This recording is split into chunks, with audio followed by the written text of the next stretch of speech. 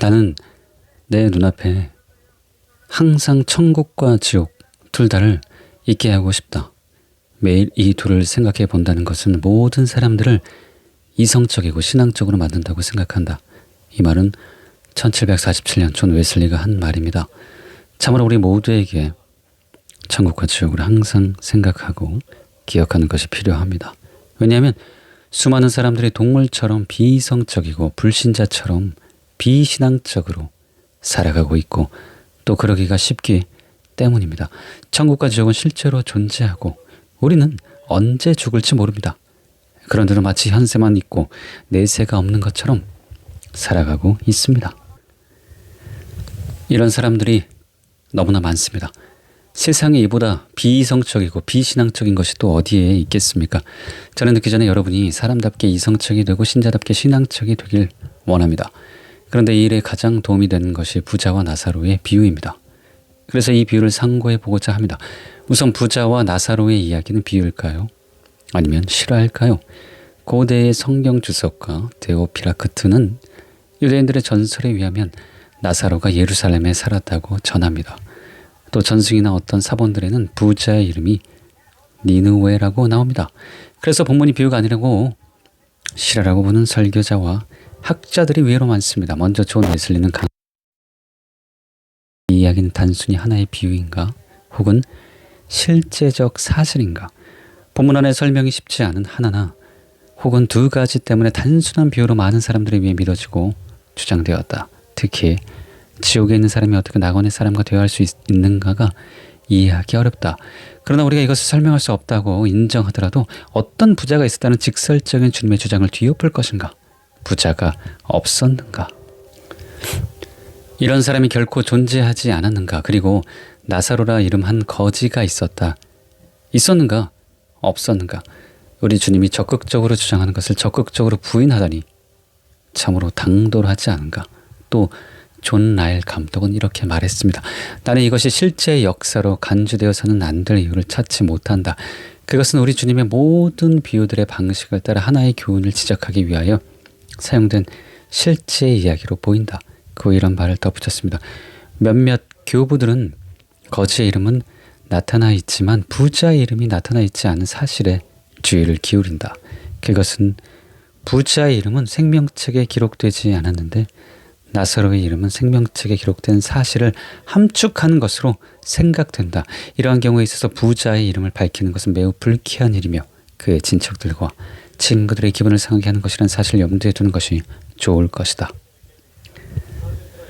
추가 설명을 들으니 더 그럴듯하죠.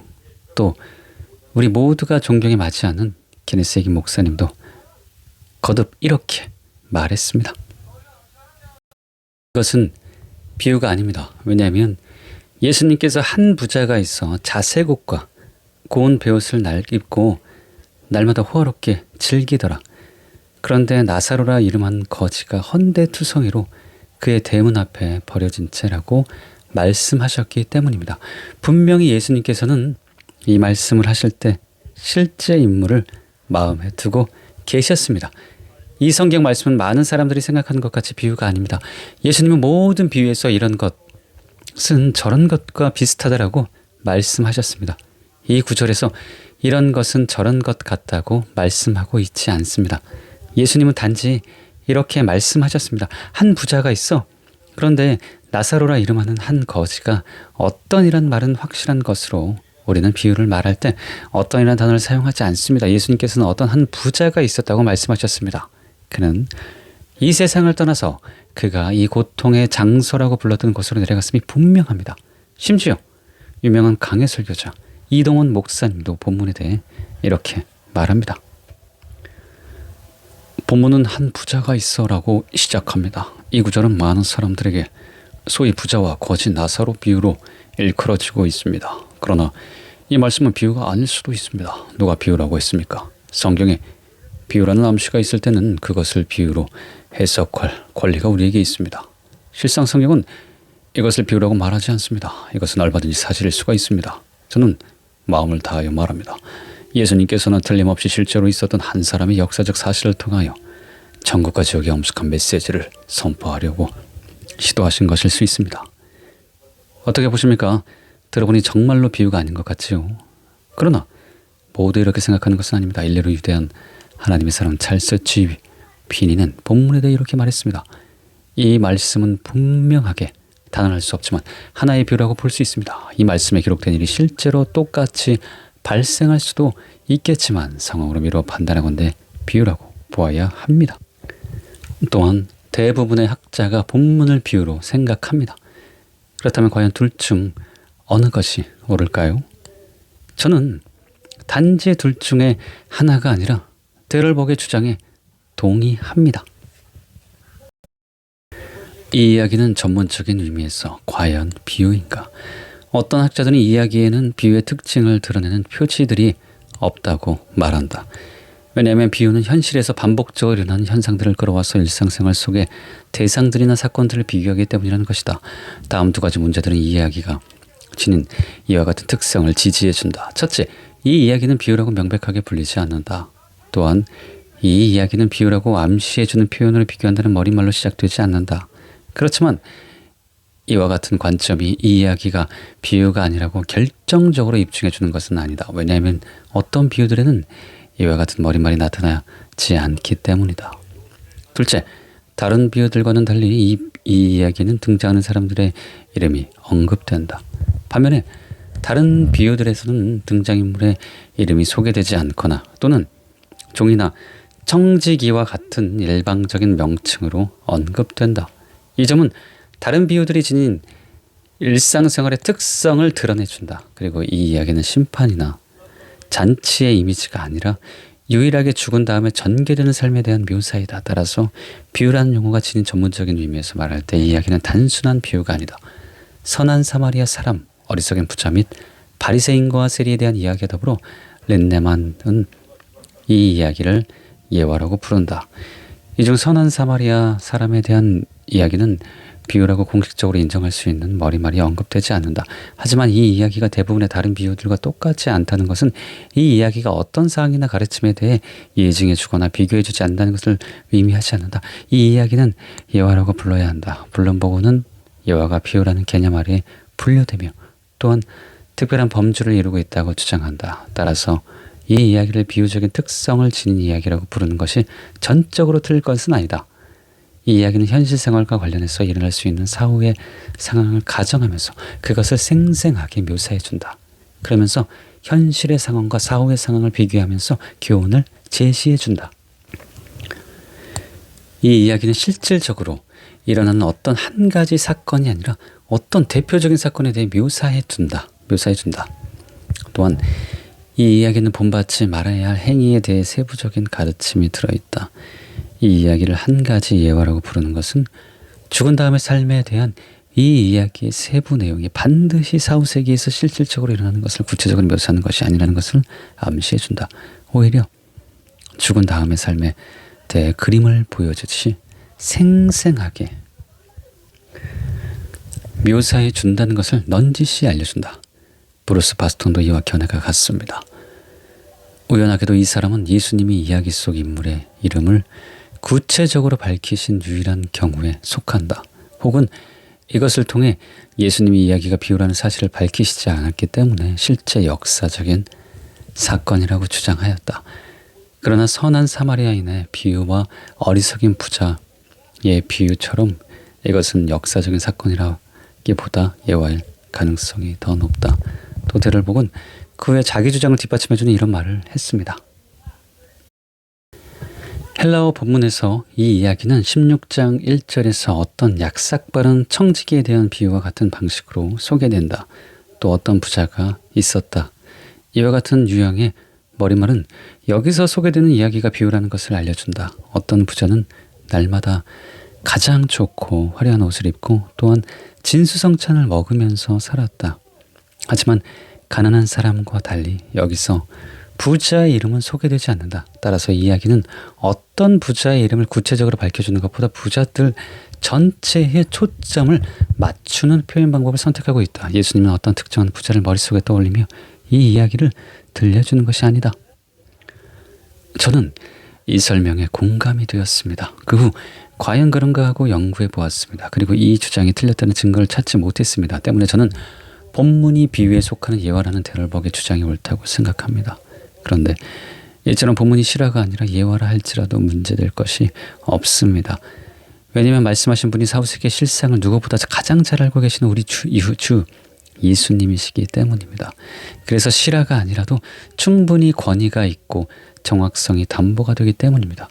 더구나 실화가 아닐 경우 유리한 점까지 있습니다. 왜냐하면 하나의 실화일 경우에는 사후세계의 한 단면이 되지만 예화일 경우 오히려 사후세계의 종합적인 특성을 보여주는 것이기 때문입니다. 한편 지난해 6월 14일 토요일이었습니다. 교회에서 설교 준비를 마치고 차를 타고 집으로 가고 있는데 갑자기 본문에 나오는 부자와 나사로의 비유가 떠올랐습니다. 그때 성령님께서 이 세상을 살고 있는 우리에게 가장 중요한 세 가지 진리를 깨닫게 해 주셨습니다. 그리고 저는 이 세 가지가 오늘날 우리에게 참으로 필요하다고 강하게 느꼈습니다. 여러분, 작금의 현실을 생각해 보십시오. 많은 사람들이 이 세상이 전부라고 생각합니다. 마치 이성 없는 짐승처럼 육신의 정욕, 안목의 정욕, 이생의 자랑을 추구하며 살아가고 있습니다. 지능 외에는 동물과 사람의 구분이 사라지고 있습니다. 세상이 노아의 때와 롯의 때처럼 되어가고 있습니다. 주님 오실 날이 가까워지고 있습니다. 그래서 저는 오늘날 우리에게 가장 필요한 말씀이 바로 본문이라고 생각합니다. 그러므로 그때 깨달은 것을 이 설교를 통해 나누고자 합니다. 부자가 되는 것이 아니라 천국에 가는 것이 중요하다. 본문은 한 부자가 있어라는 말로 시작합니다. 사람들이 다 되기를 원하는 것이지요. 그는 자색 옷과 고운 베옷을 입고 살았습니다. 아마도 자색 옷으로 번역한 포르피라는 겉옷을 가리킬 것입니다. 이 옷은 달팽이들부터 얻은 염료로 물들였고 매우 비쌌습니다. 또 고운 베옷으로 번역한 비소스는 속옷을 가리킬 것입니다. 이 옷도 가장 곱고 비싼 옷으로 이집트에서 수입한 값비싼 네이였습니다. 한마디로 부자는 데이비드 이 갈란드가 말한 대로 왕이나 입을 만한 옷을 입고 살았습니다. 또 부자는 날마다 잔치를 벌였습니다.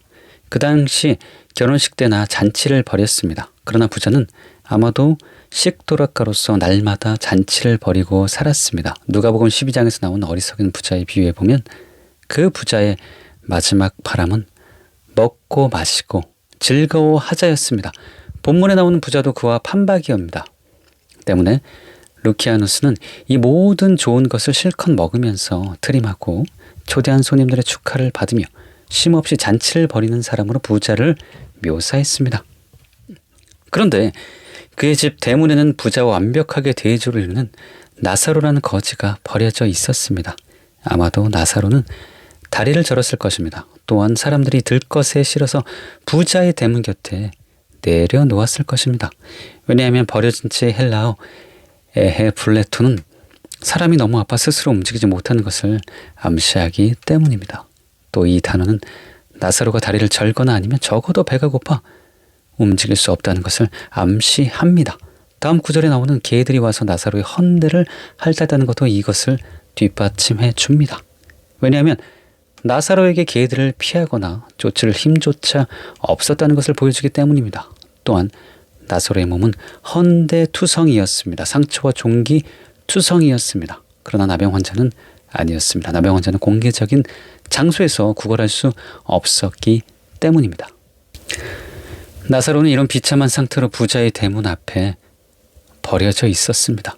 그런데 대문으로 번역한 필로는 대체로 성읍, 성전, 왕궁의 출입문을 가리키는 데 사용됩니다. 이것은 부자가 궁궐 같은 대저택에 살고 있었다는 것을 보여줍니다. 이 비유가 보여주는 이미지는 하나의 그림과 같습니다. 부자는 대저택에서 날마다 큰 잔치를 벌이고 즐거워합니다. 반면에 다리를 저는 거지 나사로는 부자의 대저택 밖에서 음식 부스러기를 기다리며 그것으로 배를 채우기 위해 안간힘을 쓰고 있었습니다. 완전히 대조적이지요. 바이스는 사람들이 거지 나사로를 마치 죽은 송장처럼 취급했다고 설명합니다. 마치 없는 사람처럼 여겼습니다. 부자와 그의 동료들은 부스러기를 조금씩 던져주는 것 외에는 이 거지를 전혀 돕지 않았습니다. 때문에 부자가 자선행위를 하지 않았다는 것이 나오지 않는다고 보는 것은 잘못입니다. 따라서 부자에 대한 토머스 알 슈라이너의 평가는 지극히 정당한 것입니다. 사치스러운 생활로 하루하루를 보내는 이 부자는 자기 집 대문 앞에서 나사로라는 가난한 사람을 매일 본다. 그는 바로 앞에 고통을 당하고 있는 비참한 사람들을 날마다 무시하고 지나친다는 점에서 선한 사마리아인의 뒤에 나오는 제사장 레위인과 비슷하다. 한편 오늘날 많은 사람들이 드라마를 보거나 어떤 이야기를 들을 때 극적인 역전을 기대합니다. 그러나 본문에서는 그런 일이 일어나지 않습니다. 나사로와 부자 둘 다 끝까지 가난한 자와 부자로 살다 죽었기 때문입니다. 더구나 장사되었다는 말이 부자에게만 사용되었습니다. 이에 그 거지가 죽어 천사들에게 받들려 아브라함의 품에 들어가고 부자도 죽어 장사되매. 로마인들과 유대인들은 서로 이유는 달라도 매장을 중요하게 여겼습니다. 특히 유대 전통에서 매장하지 않는 것은 썩은 고기를 찾아다니는 동물의 먹잇감으로 내버려지는 것으로 하나님의 저주를 받는 것과 동일시했습니다. 그런데 부자와 달리 나사로는 매장한 것이 나오지 않습니다. 부자는 죽을 때도 명예로웠으나 나사로는 끝까지 수치를 당했습니다. 그러나 그럼에도 불구하고 역전이 일어나지 않은 것이 아닙니다. 왜냐하면 현세에는 역전이 없었지만 사후에 가장 극명하고 영원한 역전이 일어났기 때문입니다. 이에 그 거지가 죽어 천사들에게 받들려 아브라함의 품에 들어가고 부자도 죽어 장사되매 그가 음부에서 고통 중에 눈을 들어 멀리 아브라함과 그의 품에 있는 나사를 보고 불러 이르되 아버지여 아브라함이여 나를 긍휼히 여기사 나사로를 보내서 그 손가락 끝에 물을 찍어 내 혀를 서늘하게 하소서. 내가 이 불꽃 가운데 괴로워하나이다. 참으로 엄청난 반전이지요. 여기서 많은 학자들이 음부에 있는 부자와 낙원에 있는 아브라함이 서로를 보고 대화를 주고받았다는 것을 이상하게 여깁니다. 그러나 이것은 이상한 것이 아닙니다. 왜냐하면 제2성전기에 유대인들은 의인과 악인이 각각 자신들이 있는 곳에서 상대편을 볼 수 있고 상대편을 보면서 기쁨과 고통이 각각 증대하게 된다고 믿었기 때문입니다. 또 이것은 예화이므로 토마스 알 슈라이너의 주장이 옳을 가능성이 더 높습니다.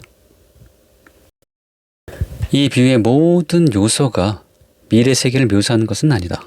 여기서 보듯이 위인과 악인 간의 대화가 있을 가능성은 희박하다. 아브라함과 부자 사이의 대화는 예수님이 이 비유에서 말씀하시려는 요점을 전달하는 강력한 방식이다. 아무튼 유대인들은 죽은 자의 영혼이 육체의 죽음 이후 최후 심판 이전까지 중간 상태인 음부에 거한다고 믿었습니다. 거기서 서로 분리되어 최후 심판 때까지 벌과 보상을 경험한다고 생각했습니다. 그러나 최후 심판 전이므로 나사로나 부자 누구도 최후의 상태가 아닙니다. 단지 최종 상태를 미리 맛보고 있을 뿐입니다. 또 예수님은 나사로가 죽은 후 천사들의 안내를 받아 아브라함의 품에 들어갔다고 말씀하셨습니다. 여기서 아브라함의 품에 들어가고는 속담적인 표현입니다. 그것은 믿는 유대인들이 죽은 후에 가는 장소를 뜻합니다. 또 유대인의 조상이요 하나님을 경외했던 아브라함과 죽은 후에 같이 있게 된다는 것은 그들이 천국에 갔다는 것을 뜻합니다. 다음 구절이 그 증거입니다. 또 너희에게 이르노니 동서로부터 많은 사람이 이르러 아브라함과 이삭과 야곱과 함께 천국에 있으려니와 너희가 아브라함과 이삭과 야곱과 모든 선지자는 하나님 나라에 오고 오직 너희는 밖에 쫓겨난 것을 볼 때 거기서 슬피 울며 이를 갈리라. 이처럼 나사로는 죽은 후에 천국에 갔습니다. 그러나 부자는 예비 지옥인 음부에 갔습니다. 거기서 그는 고통 중에 눈을 들어 멀리 아브라함과 그의 품에 있는 나사로를 보았습니다. 그런데 자신이 세상에서 누리던 부가 주는 영향력에 너무 익숙해져 있어서 그는 음부에서도 상황이 바뀌지 않은 것처럼 행동합니다. 즉 나사로를 심부름을 시켜도 될 인물로 착각합니다. 이것을 통해 우리는 부자의 교만과 뻔뻔함을 엿볼 수 있습니다. 왜냐하면 자신이 생전에 나사로의 필요에 응하지 않았다는 것을 조금도 생각하지 않고 있기 때문입니다. 아무튼 부자는 입을 열어 아브라함에게 이렇게 간청했습니다.